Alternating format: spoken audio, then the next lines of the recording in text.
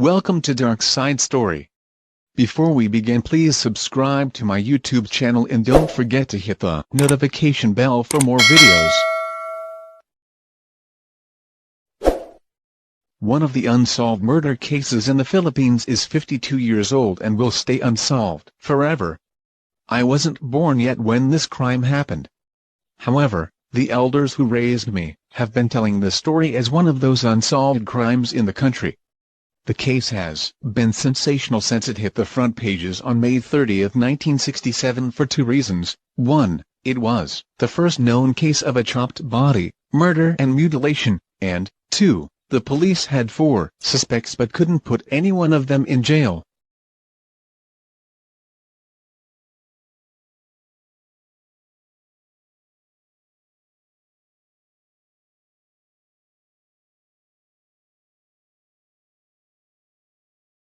In 1961, although another reports say 1957, 28-years-old Lucila Lalu left Condaba, Pampanga, to seek fortune in Manila. She actually did find fortune. She had two flourishing businesses, the Pagoda Soda Fountain, a cocktail lounge along Rizal Avenue, and Lucy's House of Beauty, a beauty salon along Mahalig Street, Santa Cruz, Manila.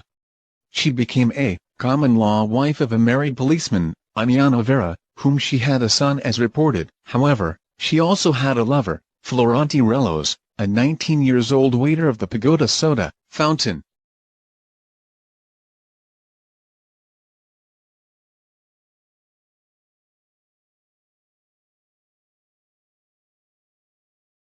On May 29, 1967, chopped legs wrapped in newspaper were found inside a garbage can on Malaban Street, Santa Cruz, a stone's throw away from the Pagoda Soda Fountain.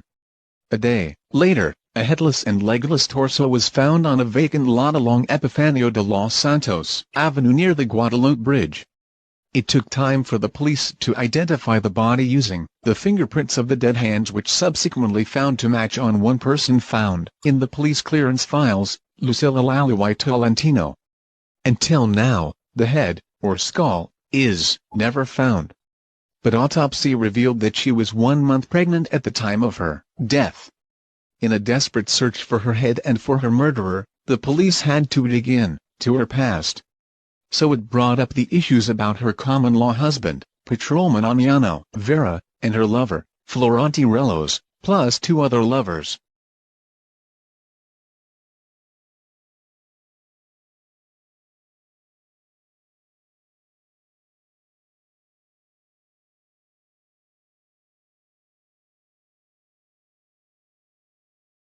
Police immediately arrested Relos.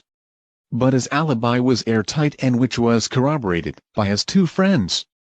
He claimed that he was somewhere else at the time of the murder, which was between late Sunday evening, May 28, and Monday noon, May 29, according to the autopsy. It appeared that Relos had the least of reasons for killing Lucila. The police also couldn't find enough evidence to pin the crime to Lucila's partner, Aniano Vera, although he could be a possible suspect being a married policeman. It was raised during the investigation that Vera had mauled Relos one night in a fit of jealousy when Vera saw Lalu embracing Relos at the Pagoda Soda Fountain. From what was left of Lucila, they surmised that the murder could only have been committed by someone familiar with the use of knives, such as a butcher, or a surgeon, or at least a pre-med student. The killer must have used a private vehicle to dispose of the torso and legs, and because these were very cold to the touch when found, the remains, the police said, must have been stored in a freezer. These led to speculation that a wealthy man may have been involved in the case, in addition to the earlier and credible theory that the killer must be intelligent, methodical, and some sort of professional. On June 15, 1967, Jose Luis Santiano, a 28-year-old dental student who rented one of the rooms in the beauty parlor, surfaced and confessed to the crime to investigator Sergeant Ildefonso Labao.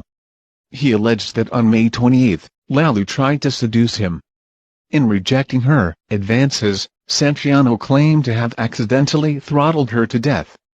Then, he chopped up her body and disposed the parts including her still-to-be-found head that he threw in a creek near Albano, Quezon City. According to the reports, the police didn't inspect Santiano's room because they believed it was not important at that time. However, a few days later, Santiano retracted and repudiated his confession and insisted on his innocence.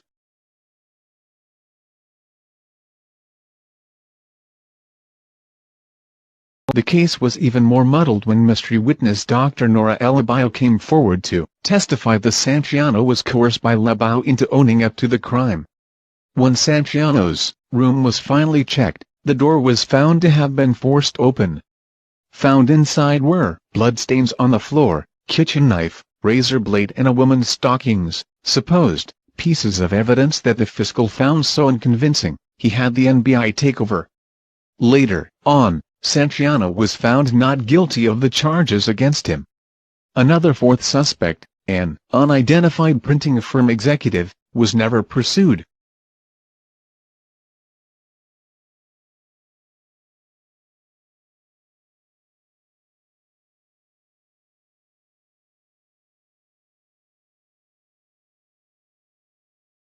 Being a controversial case, the film industry grabbed the chance to make this into a movie. In 1967, film director Artemio Marquez created Lucila Lalu, starring Lucida Soriano and Rodolfo Boy Garcia. An outrage sparked because the case was still unsolved. The film eluded the private life of a poor victim. Others say the timing was not right, and worse, the move was done in bad taste. According to the reports I've read, Marquez took only 4 days to finish the whole film which he wrote and directed. In another twist of events and many years after, an American investigator turned author theorized that his father might have murdered Lucila Lalu. Steve Hodel, a retired LAPD cop, claims in his book Most Evil that his father, Dr. George Hodel, killed Lucila Lalu.